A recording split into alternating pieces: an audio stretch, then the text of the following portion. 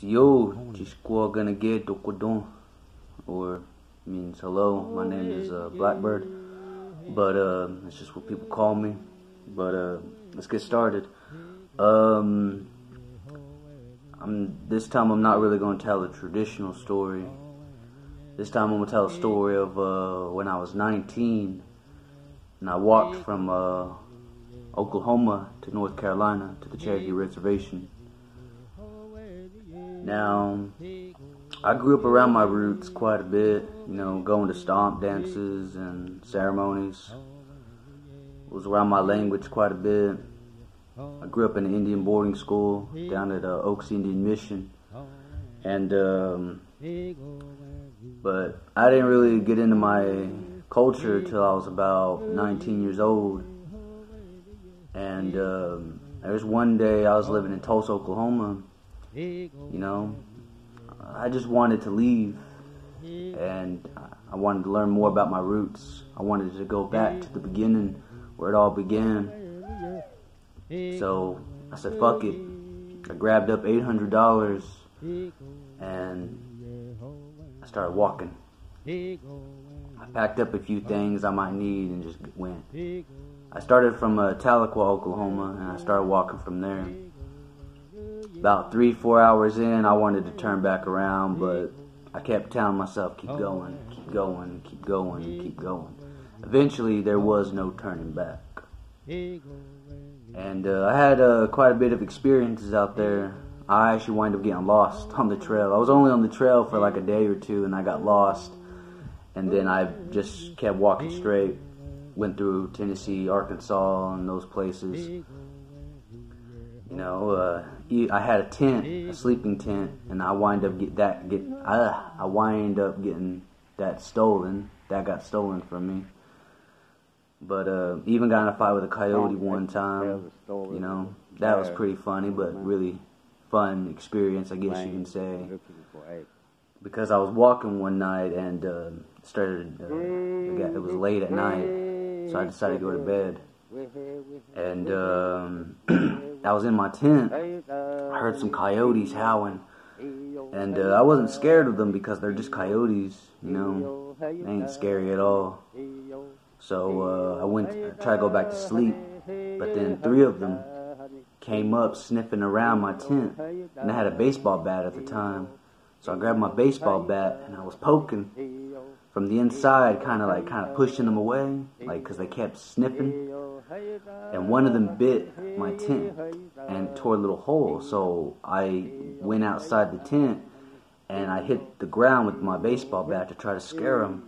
And 2 of them ran away, but one of them stayed. And me, I like to fight. So that one coyote that stayed flashed his teeth. I threw my baseball bat down. I said, you know what? Come on at me then. And I fucking ran at that damn guy, and he bit me on my leg. I still got the little scar from his teeth. And I wind up punching him in the eye, and he ran away. And a couple days later, I wind up getting my tent stolen from these, I don't know what the fuck they were, some Yoneks, some white people. I was at a gas station getting some little food, like some snacks, with some water, something to keep me going. And they told me to leave my bag outside, and I did, and that's when they wind up just stealing my tent. They didn't steal my bag, they just stole my tent for some damn reason. And I wind up sleeping outside every day. And this was a good 3-month trip. It took me 3 months to get down there. And every day it was raining for some reason. Every day it was raining. And every night it would rain even more, and it was cold. And this was in the summertime too, and I thought that was weird. And I was walking. I just kept walking. I'd walk at least 7 hours, rest 1 hour, get back up, and keep going. I winded up actually getting into another fight with some more Yoneks along the way. And I was sitting by this river, just taking a break, enjoying the view.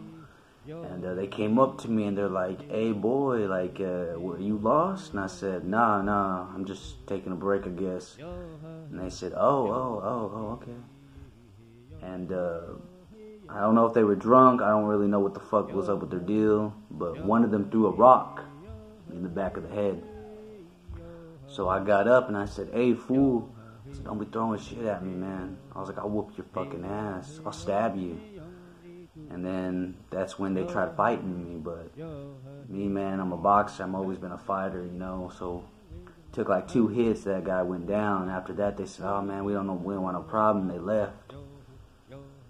But because I had my tent stolen, there were some nights I get so cold, I would dig a hole in the ground and I'd sleep in there. And there'd be some occasions where I didn't have no food.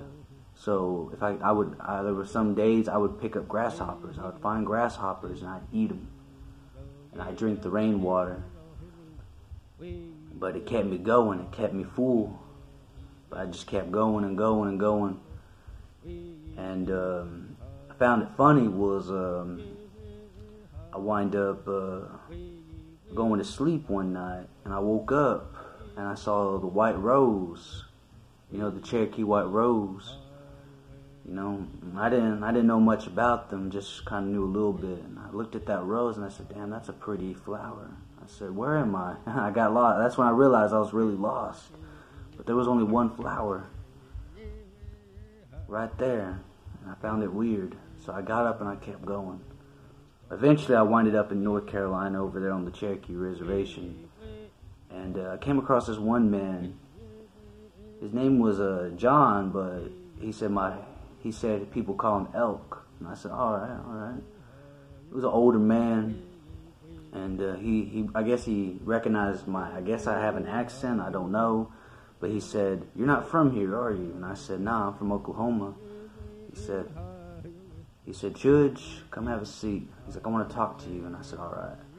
He said, "How'd you get here?" And I said, "I walked." He said, He said, "How old are you?" And I said, "I'm 19. He's like, "Dang, something kind of brave for someone your age to be doing nowadays." And I said, "Well, I came here to learn about my heritage a little more." He said, "Dang, a young man trying to learn his heritage. Now that's rare." And I said, "Oh, thanks." I said, "What do?" And he's like, "I'm going to do a little prayer for you." Made a fire and he started praying. And then he was telling me, he's just like, he's like, I look into the fire and he said, I can see you, you know, but he's like, it's not your time to come home yet. He said, I think it's best you go back to Oklahoma. He's like, I know you got some business down there you need to handle.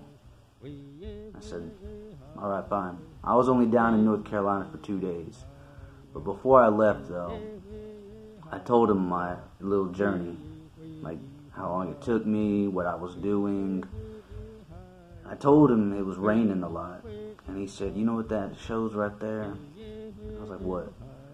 He said, "It was your ancestors, man. They were letting you know they were there." He's like, "Did you see a white rose?" And I said, "Yeah." And he's like, "Yeah." And he's like, "Your ancestors were letting you know they were there. They were watching you, you know, looking after you." And he gave me some money for a bus ticket. Excuse me. There you go. And I winded up taking Greyhound back to Oklahoma. But anyways, that's really about it, about the story. It's just a simple story of me going to North Carolina. But it took me 3 months to get there. Walked every day, ate grasshoppers, drank rainwater, slept in holes, got in a fight with a couple white people, got in a fight with a coyote, well, punched a coyote in the eye, you know. It was a pretty good experience back then, you know. I figured that'd be a good story to tell. But that's also the reason why I got this, the Cherokee White Rose tattoo on me, you know, to remember that day. But anyways, that's about it. That's a story of me walking to North Carolina. Alright, so hope y'all enjoyed the story. You know, don't hunt me. Till I see you again.